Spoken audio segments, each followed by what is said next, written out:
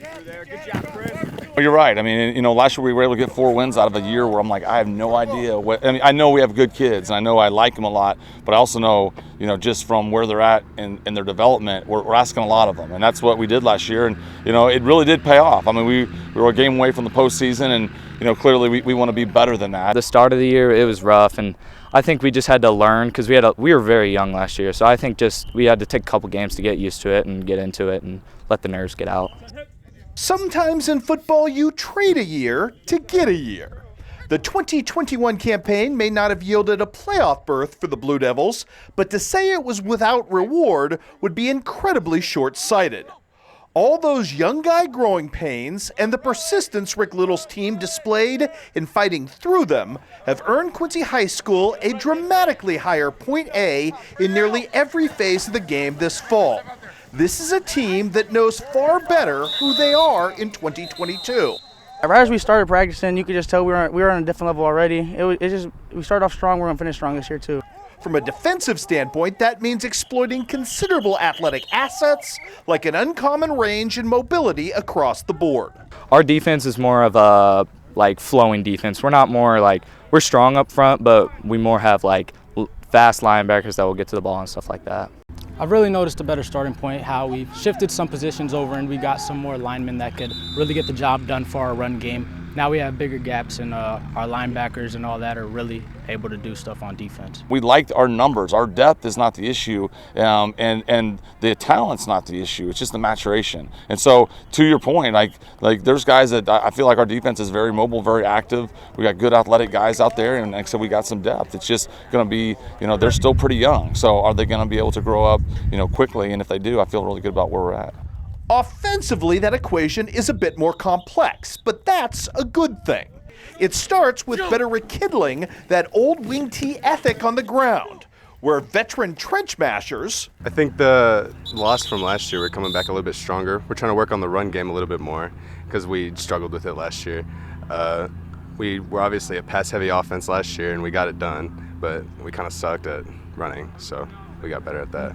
As well as a phalanx of running back options, led by natural fullback Brian Douglas and complemented by the repositioned and ridiculously positionable Aiden Byquist, as well as a fun newcomer, which should help reinvigorate the power sizzle dynamic. Brian Douglas is a senior for us. It's going to have an outstanding year, but we have a sophomore, Jarius Rice, who we really like too. And so, and then this year with Aiden, he's going to be our Debo Samuel guy. He can do a lot of great things, and so sometimes it's a credit to our defense. I got to remind ourselves of that when we get frustrated in practice. But we got some guys that I really like that can really go. Aiden Byquist got moved to wing, so now they're more worried about Aiden being able to run, go for a pass. They're worried about me running up the middle, going outside. We also have backup Jarius Rice. He's a good sophomore. He's a good sophomore this year. I think this year we'll be able to establish a run a lot better to set up the pass. Unlike last year, how we kind of had a pass to set up the run, where he'll help us just keep the offense going. The counterbalance here is sophomore quarterback Braden Little, whose undeniable arm talent with a year's worth of seasoning gives QHS at least the potential for its scariest vertical threat in years. We've got, I think I try to prepare for every situation. I think he'll do a great job. I mean, he's very comfortable, worked really hard at it, but he's had the benefit of having some really good guys in front of him, that makes you chase all the time, and so Aiden Byquist has been a guy that, when he was competing with him last year and Brian Douglas, it makes you so much better because it makes you work hard every day. And so now everyone's kind of fit into a spot. We feel like we got a really talented offense, and, he's, very happy to be able to distribute the ball to those talented guys. From last year, it was my first year in high school, just everything was new, and this year it just feels just natural. Especially with the edge weapons he can now work to. It makes us better. It gives us more variety to make our opponent's defense more confused and unknown to what we're going to be able to do. So now that we have more options, it's going to be harder to defend against us. All of which positions the Blue Devils as a beguiling powder keg.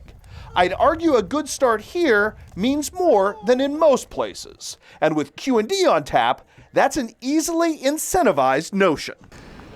We really got to make a statement out of this. out of this game because they beat us last year and we did not like that. So we're really coming here to get our revenge and be able to step up, do what we do, and continue with the rest of our season. It means a lot. We lost 20. It was rough. I took it to heart. I'm coming back stronger. Been working all summer. Everybody's been working hard. After the tough loss last year, we all have been talking about it ever since we lost. But right now we're trying to get better for that game, and so we can prove ourselves at Thoroughfield and tell us that we're better than them. Finish off my senior year beating them on a good note.